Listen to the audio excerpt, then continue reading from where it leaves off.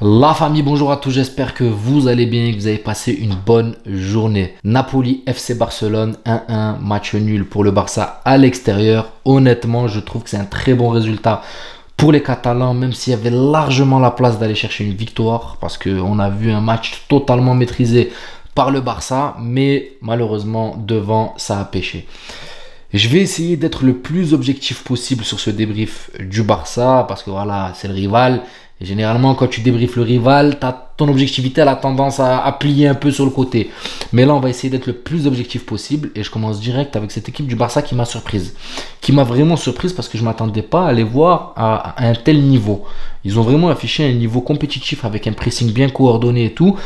Et pourquoi ils m'ont choqué? Parce que je m'attendais quand même à ce qu'ils se fassent bouffer, même par un Napoli malade.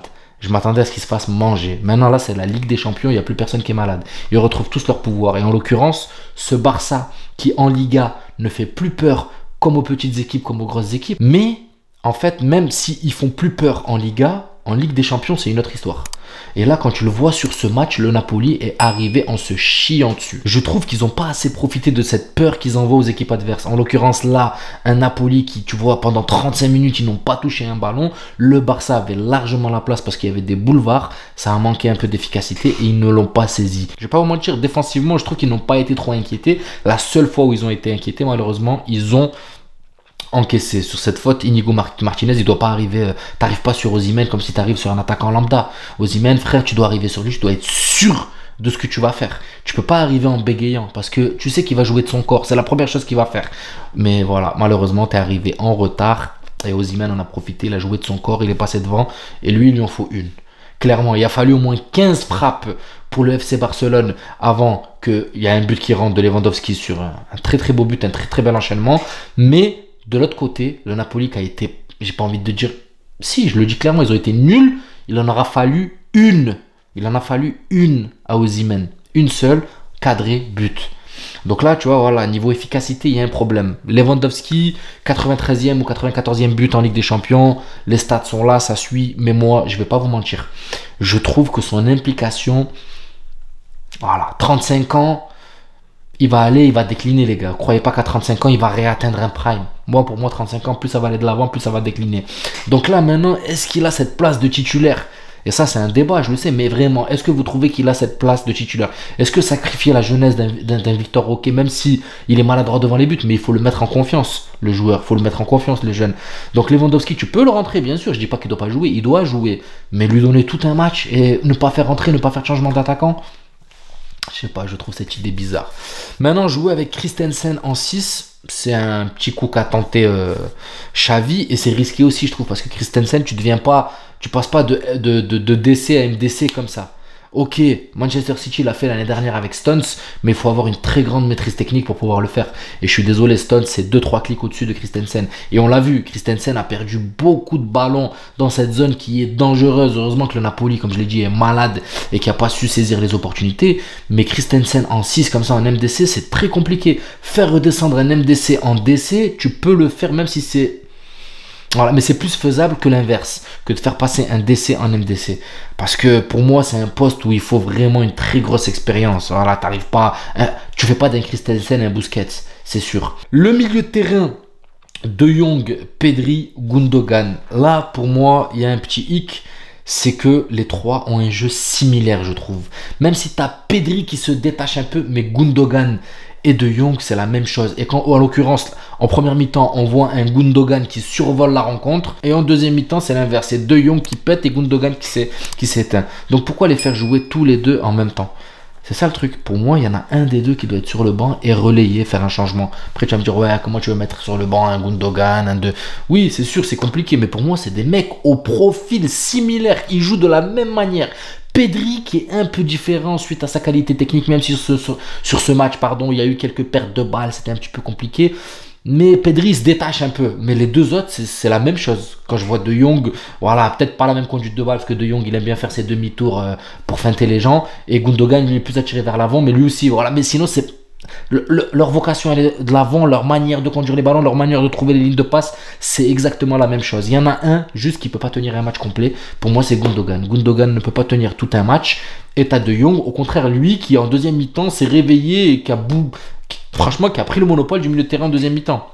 Maintenant, devant Lewandowski était fatigué, était cuit. On a sorti Lamine Yamal qui, d'ailleurs, mais Lamine Yamal, moi les gars, je vous le dis, les Catalans, vous avez un bijou, vous avez un joyau. Et j'en suis même jaloux. Même si nous, côté Madrid, on a des monstres à ces postes-là. Mais Lamine Yamal, c'est une dinguerie. Franchement, c'est une dinguerie. Quand tu te dis que ce petit, il a 16 piges, frère.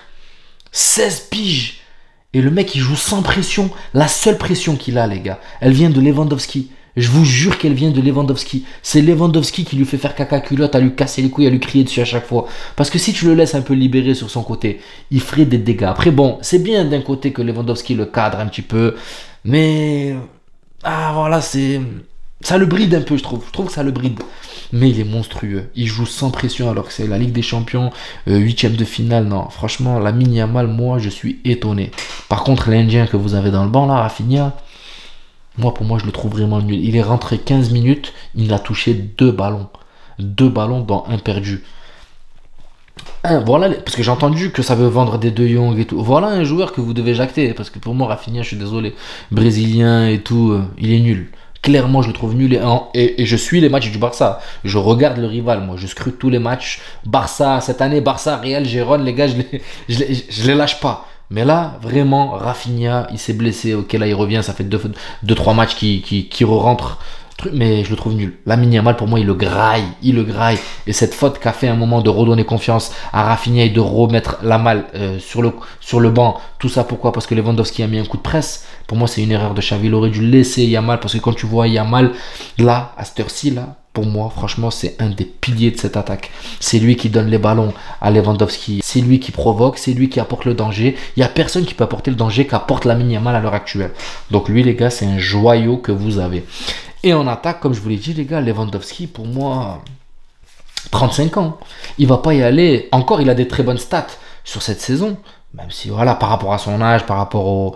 mais... pour moi, les gars, il va pas aller s'améliorer. Pour moi, ça peut que avancer, décliner. Il y aura toujours des petits éclairs de génie, des petites phases de jeu où il va montrer son expérience et son talent. Mais ça va pas être sur la continuité. L'apport défensif ne sera pas là. La profondeur, ça sert à rien. Lui, il joue balle au pied, dos au but. Voilà, il y a plein de choses que tu lui enlèves. Alors que l'autre, la Victor Roquet, tu peux lui envoyer en profondeur. Voilà. Pour moi, il faudrait plus donner de confiance à ce Victor Roquet. Mais en soi, voilà, Koundé n'a pas été inquiété, il a été très bon même dans le jeu aérien. Araujo, il a été monstrueux, je l'ai trouvé très bon encore. Christensen, juste, voilà.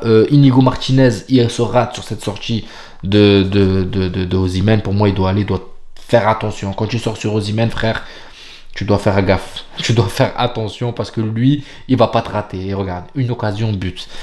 Et puis voilà, dans l'ensemble, je trouve que c'est un bon match du Barça. Dommage, ils ont eu les opportunités pour aller chercher la victoire.